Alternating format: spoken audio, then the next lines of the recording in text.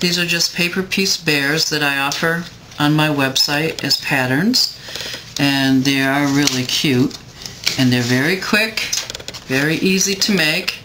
This little guy is just hugging his happy sign, and these little bears are just being cute. Okay, now in the last video I went over how to transfer your pattern.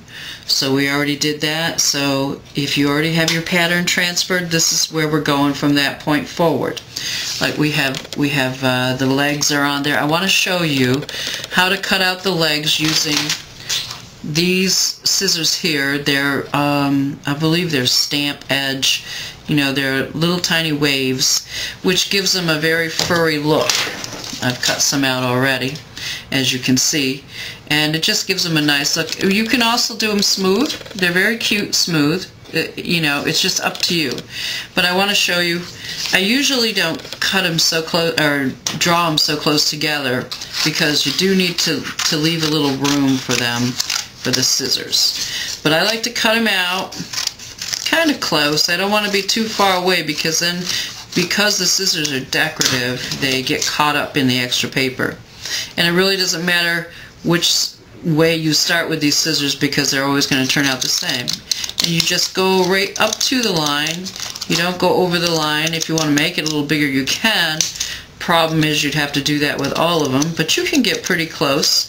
What you do is you turn your paper, and not so much your scissors, but you turn your paper. See how I'm doing that? I'm just turning it.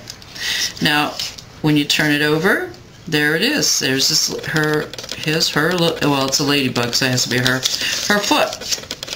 Now for the muzzle or the snout, we've just got an oval here, and this is in the pattern, and I want to show you how to do that. I just come around and I do one side this way, okay? Then I do another side. I come back in and I go around on this side. And if I get some of these little things there that I don't like, I just clip them off. And it really is not a big deal. You can see that. I'll put it right here on a black piece of paper so that you can see how. Now, doesn't that look like fur? Sure it does. Alright, so before we put the bears together, I always like to ink the edges to give it some dimension. Now these are the wings that I would cut out on silver metallic paper. It doesn't matter what kind it is. I don't keep track of paper names. I'm sorry, ladies, I just don't do that. If you like a color and you like the style, buy it. That's what I do. I really don't look at it that often. And also you can see where this little ladybug has a fur edge, so I did cut the belly out using the wavy stamp scissors. Alright, but I wanted to show you a little trick with the wings. Now I inked the edges. I used the Tim Holtz shading tool, you know, and I just go around it. Let me actually show you this with the bear first, the fur, how I do that.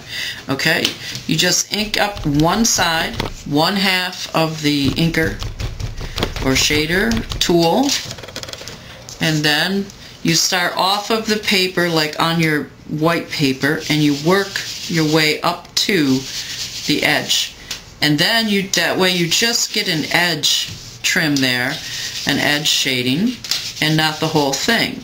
And the harder you press, the darker it comes out, and the lighter you press, the lighter it comes out, which is kind of nice, because if you want to do one side lighter than the other or darker, whatever, you can do that. So I've done that on all of the pieces that I've already cut out. Here we go again. This is the other leg. Alright, and I do the same thing with the wings. That's how I did the wings, but I used black. Now also for the wings, I like to outline them in black, but I don't like that big thick outline. So I'll take my black marker. Let's see if I can find it here. Alright, and I like these Zig writers. Alright, they're permanent and they write over glue, they write over everything, and for me, I need that. So I just want to do this quickly. What I do is I put my pen half on the wing and half on the paper that's under it. And then I just pull, and now see how much, I put too much over here, but see how fine that is? I hope you can see that. It's outlined, but it's not overly outlined. You know what I mean? So watch, I'm going to do it again. I'm going to start here, and I'm just going to pull it along the edge, but most of that black is going right there on that white paper.